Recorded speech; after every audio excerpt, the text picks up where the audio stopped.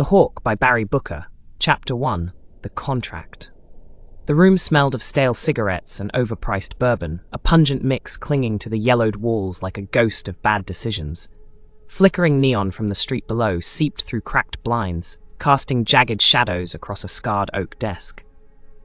The Hawk preferred places like this, anonymous, transient, the kind of nondescript safe house that blurred into the background of a city he couldn't name. No photos, no personal touches, just four walls, a door with 3 deadbolts, and the hum of a laptop fan cutting through the silence. He didn't do ties, didn't do speeches, didn't do politics. The Hawk dealt in outcomes. A relic of a colder era, his face bore the map of his trade, a pale scar bisecting his left eyebrow, knuckles calloused from a lifetime of violence wearing gloves. At 52, he moved with the taut efficiency of a man who knew time was both an ally and a blade at his throat. The laptop glowed, its encrypted connection routing through servers in Minsk, Karachi, Reykjavik. A green light blinked, secure. The message was brief, clinical. Target Eleanor Mitchell. Location Melbourne, Australia. Confirmation required. The dossier was thinner than he'd expected. 5 pages. Age 61. Senator, climate policy architect.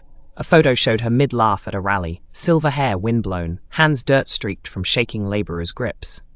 The Hawk's mouth twitched. Theatre, politicians were all the same, costumes and scripts.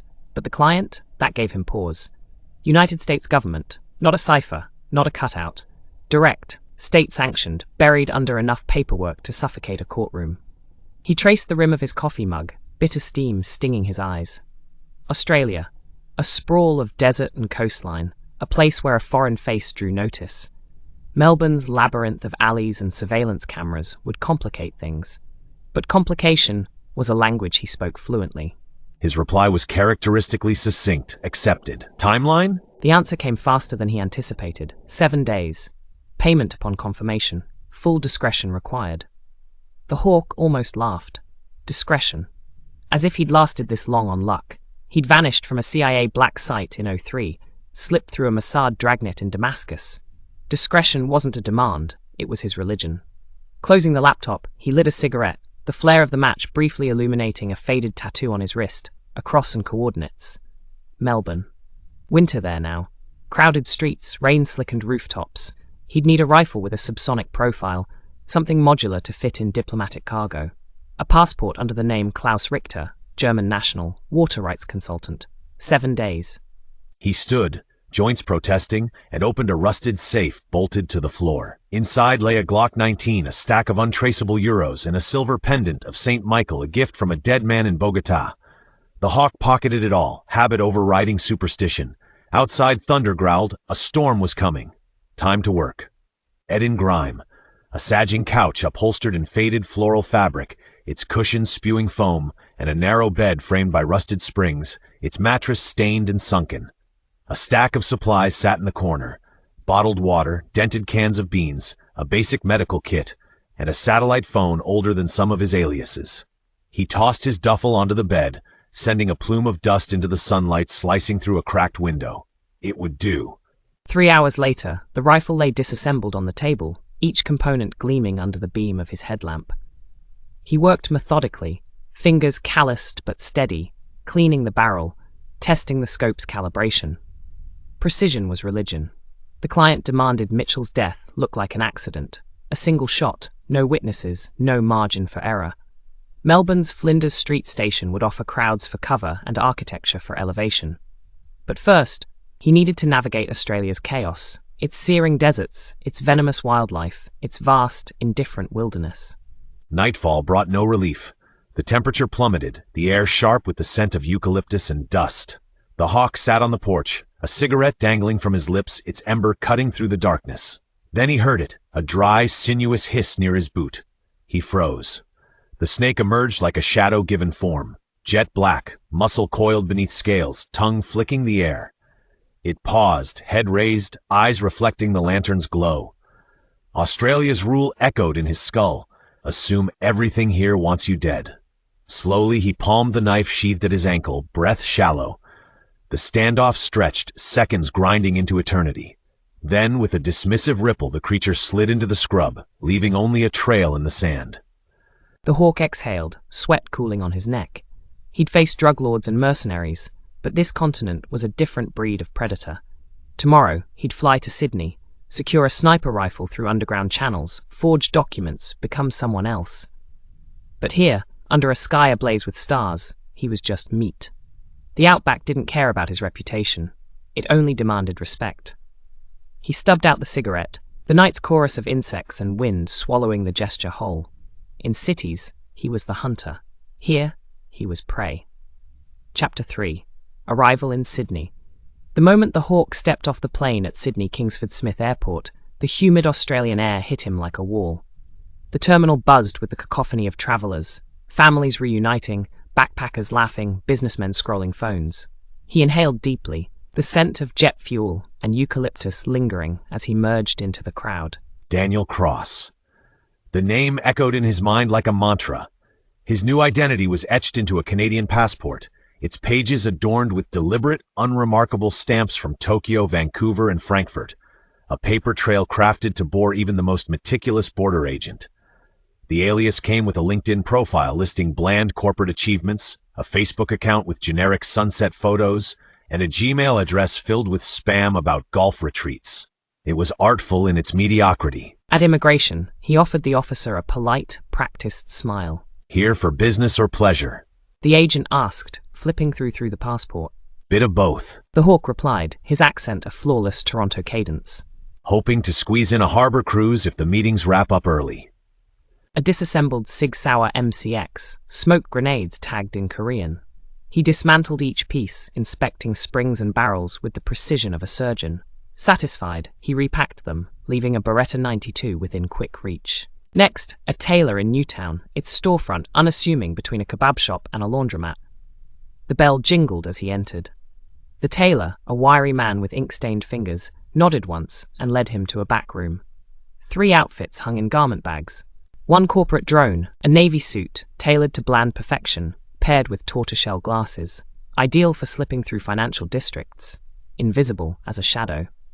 2 construction worker, steel-capped boots, a high-vis vest with a peeling Federation Square site access sticker, a costume tested in a dozen cities. 3 tourist, cargo shorts, a Nikon slung around the neck, a sun hat frayed at the brim, the ultimate anonymity, a face lost in a sea of selfie sticks. By dusk, he stood in a rented apartment overlooking Darling Harbour, the water shimmering with reflected city lights. Sydney was alive beneath him, ferries gliding, laughter rising from bars, the hum of a metropolis that thrived on distraction. Perfect for a ghost. Yet unease prickled his spine. A flicker of instinct, honed over years. Had the storage unit's lock been too smooth? A camera lingering near the taxi rank? Across the city, Inspector Ava Byrne leaned into the sticky vinyl booth of a Surrey Hills pub, her whiskey untouched. Across from her, Mark Reynolds, her ex and now a mid-level attaché at the US Embassy, smirked. You're wasting time doubting me, Ava. You're asking me to believe Washington's staging a hit on our PM. She hissed. Over trade talks? Believe what you want, but the chatter's real. 6 days. She stood, tossing cash on the table. Give me a name, Mark. He shrugged. You know how this works. They're a ghost. Outside, Ava lit a cigarette, her hands steady but her mind racing. 6 days. No name, no face, just a city of 5 million and a killer already breathing in its shadows. Chapter 4. The Ghost in the System. The Hawk didn't sleep much. He never did before a job. He sat on the cramped balcony of his rented apartment, the city's neon glow bleeding into the pre-dawn haze. Below, Sydney's streets hummed with the restless energy of nightlife and distant sirens. A warm, salt-tinged breeze ruffled his shirt as he traced the silhouette of the Opera House across the harbour, its sails sharp against the bruised sky. In the morning, he'd fly to Canberra for final reconnaissance. After that, Melbourne. Game day. His phone buzzed, a single vibration that cut through the stillness. The encrypted app displayed a terse message. Safe house in Melbourne secured. Your position is being monitored. Avoid unnecessary exposure. He smirked. The client was nervous. Understandable. A failed hit on Eleanor Mitchell, Australia's iron-fisted Deputy Prime Minister, wouldn't just collapse their shadowy deal, it would ignite a geopolitical firestorm. But the Hawk didn't fail. Not after Belgrade, not after Jakarta. Flicking his cigarette into the void, he watched the ember spiral 9 stories down before vanishing. He powered off the phone, pried out the SIM card, and ground it to plastic dust beneath his boothiel. Inside, he methodically locked his gear into a nondescript black case, suppressed Sig Sauer, custom-tooled blades, forged passports, and laid his go-bag by the door. When he finally stretched out on the thin mattress, his mind flickered with calculations. Exit routes, security layouts, the rhythm of Mitchell's motorcade. 5 days. ASIO headquarters, Canberra, Inspector Ava Byrne's office, smelled of stale coffee and desperation. You know what's pissing me off the most? She muttered, glaring at the chaos of surveillance stills and intercept reports cluttering the table. A grainy photo of Mitchell mid-speech stared back, a red X slashed across it. Enlighten me. Detective Sam Patel didn't glance up from his laptop. There's nothing. She snapped, shoving a folder aside. No chatter, no leads, no goddamn breadcrumbs, just static. Maybe our guy's a ghost? Has better than a ghost? Byrne growled. Ghosts leave traces, cold spots, EMF spikes. She jabbed a finger at the board. This is a professional, and we're out of time. Her informant, an ex-lover turned CIA liaison, had slipped her the tip during a whiskey-fueled midnight call. Contracts been placed. Melbourne. 5 days. No name, no description. Just the suffocating certainty that a killer was already in play. She massaged her temples. We need to squeeze someone close to the embassy. You want to rattle Langley's cage? They'll bury us. Let 'em try. Byrne stood, her chair screeching. Call in every favor. I want eyes on every diplomatic plate, every consultant sipping flat whites in circular quay. Someone's babysitting this op, and I want their name. Non-sequential bills. Clean. Professional. At Federation Square, he ordered a flat white at a cafe with sightlines to the plaza. The square teemed with tourists snapping photos of the jagged postmodern facade, students loitering near the Acme Museum, and a lone busker butchering men at work on a didgeridoo. His eyes tracked higher. Flinders Street Station's mustard yellow dome loomed above the chaos, its upper floors derelict, windows grimy with neglect. Perfect. The station's labyrinthine corridors and rooftop access points would let him vanish after the shot. He lingered until dusk, mapping patrol patterns of the board's security guards. Their radios crackled with static, their boots scuffed the tiles at predictable intervals. By nightfall, Head charted 3 escape routes. Through the station's back alleys, across Prince's Bridge, or into the dim warren of Chinatown. ASIO command. Canberra Inspector Ava Byrne's knuckles whitened as she gripped the edge of the conference table. The screens behind her flickered with CCTV stills of blurred faces and license plates. Ghost, She said, her voice slicing through the hum of servers. Tier 1 training, no biometric hits, no financial trail. But has here. The analysts exchanged uneasy glances. Military liaisons leaned back, arms crossed, while federal agents scribbled notes. You're telling us a Spectre's going to shoot the PM on live TV? Give me something actionable, Byrne. Rowley SIO's deputy director snorted. Sydney Airport flagged a Daniel Cross Canadian consultant entered 3 days ago. No tax filings, no socials, no digital footprint, just a shell rental in Melbourne. She zoomed in on a grainy airport camera still. A man in a hoodie, head down, carrying a guitar case. A guitar case? Or a rifle case. Byrne countered. I want 24/7 surveillance. Tap every traffic cam, track every tram card. This ends before Australia Day. Melbourne. 2 days before the hit. The Hawk felt the shift like a barometric drop. The city's rhythm had tightened. A half-second pause in the tram conductor's voice, a janitor's lingering stare as he mopped the lobby. At a riverside bar, he sipped a Victoria bitter, sunglasses reflecting the afternoon glare. Across the street, a man in a Melbourne United jersey pretended to text, his neck tendons taut. Near the tram stop, a woman in athleisure tightened her ponytail, her gaze sweeping the crowd like a metronome. Amateurs. He paid his tab in cash, leaving a 20% tip, the kind of forgettable generosity a tourist would perform. As he meandered toward Queen Victoria Market, he ducked into a restroom, shedding his shirt and sunglasses in a trash bin. Emerged in a high-visibility vest and hard hat, clipboard in hand. The watchers blew past him, frantic. Back at the safe house, he disassembled the rifle, polishing each component with obsessive care. They knew his alias, they knew his face, but they didn't know him. 2 days to go. Chaos was coming.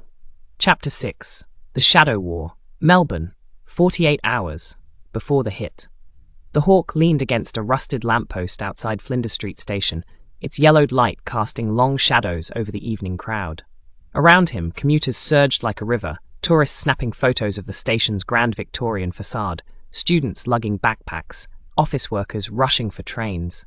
He scrolled absently through his phone, the glow reflecting in his mirrored sunglasses, but his attention was elsewhere. ASIO had finally put eyes on him.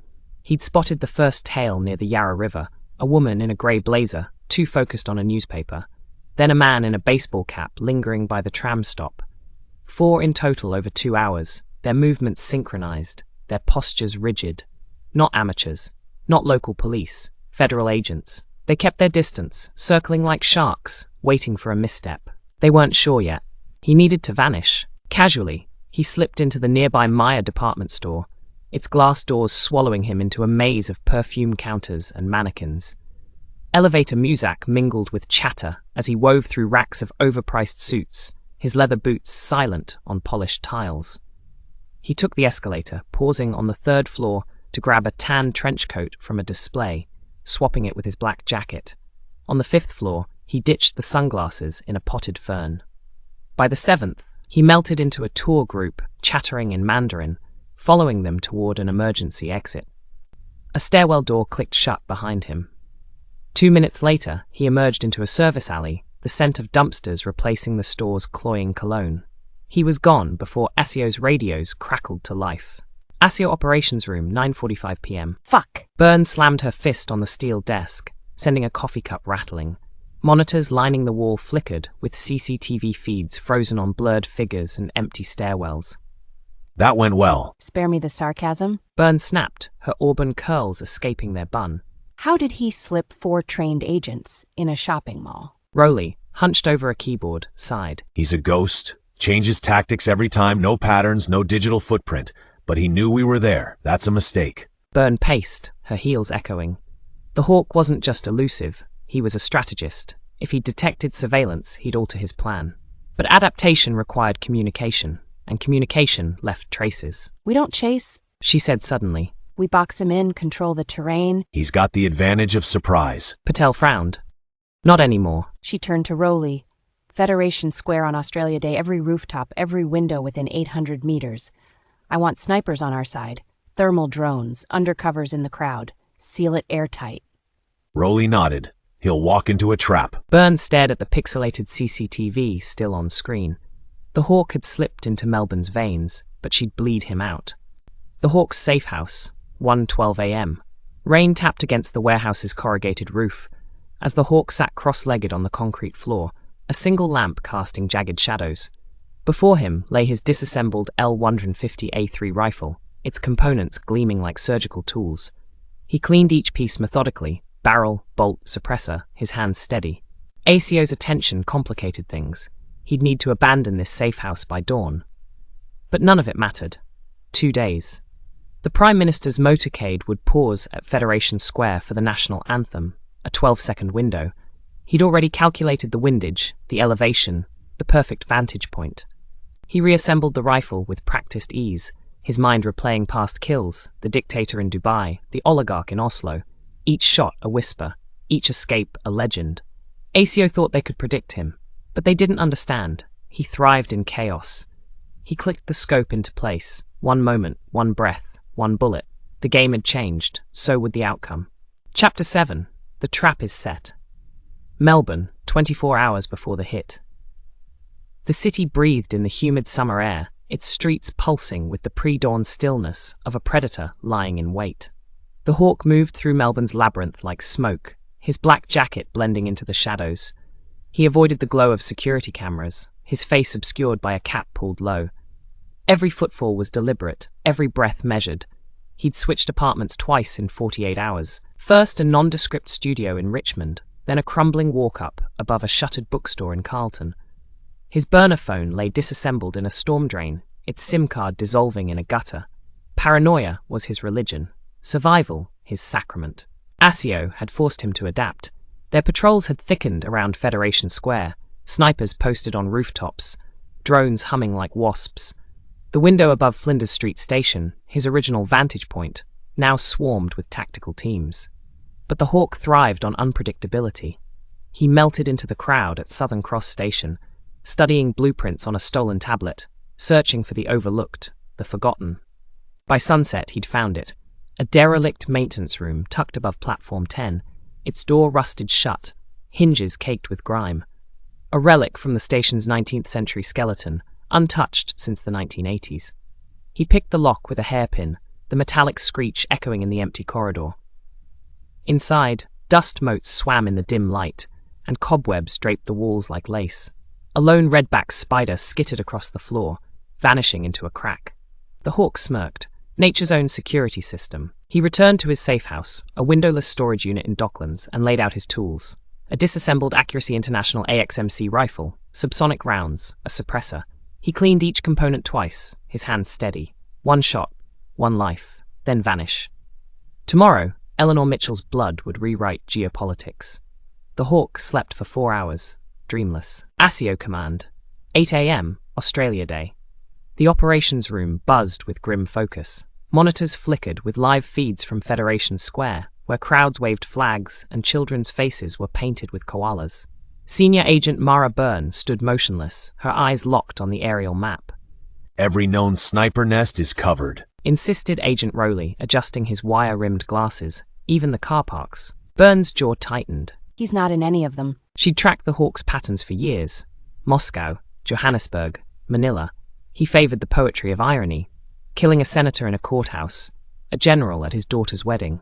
He's here, She muttered, zooming in on Flinders Street Station.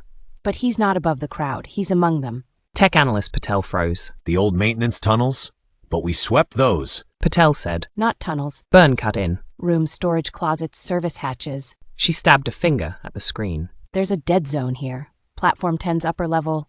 No cameras since 2003, Rowley paled. That's not in the blueprint archives. because someone scrubbed it. Byrne grabbed her sidearm. Now, Flinders Street Station, 10:55 a.m. The hawk lay prone on a moth-eaten tarp, his rifle barrel protruding through a ventilation slit. Below, Eleanor Mitchell ascended the stage, her coral suit bright against the sea of bodies. The crowd's roar crescendoed, a primal, hungry sound. He adjusted his scope, crosshairs aligning with her temple. Breathe in, breathe out. Then a scrape of boots on metal. His pulse spiked, the door rattled. drop the weapon. Byrne's voice, razor-sharp, pierced the room. The hawk's finger hovered over the trigger. 1 second. 1 shot. A searing pain lanced his hand. The redback spider, disturbed from its nest, struck again. Venom burned through his veins. His shot rang out, the recoil jerking his arm sideways. On stage, Mitchell stumbled, clutching her bleeding cheek. Chaos erupted. Byrne burst in, weapon raised, but the hawk was already convulsing, his lungs collapsing. His last blurred vision, the spider scuttling over his rifle, triumphant. Fuck. Darkness. Melbourne. 2 hours later, Byrne slumped on the station's sandstone steps, her shirt stained with sweat and the hawk's blood. Paramedics wheeled Mitchell into an ambulance, reporters swarming like flies. The shot had been a graze, miraculous, the doctors said. Rowley approached holding an evidence bag. The spider He said grim. probably hitched a ride in his gear. Byrne almost laughed. Australia's deadliest creature had saved them. Her phone buzzed, a blocked number. She answered, silent. Came a distorted voice. But the game's just beginning. The line died. Byrne stared at the horizon, where storm clouds gathered. Somewhere a puppet master seethed. Somewhere another killer sharpened his tools. She lit a cigarette, her hands steady. Bring it on. End.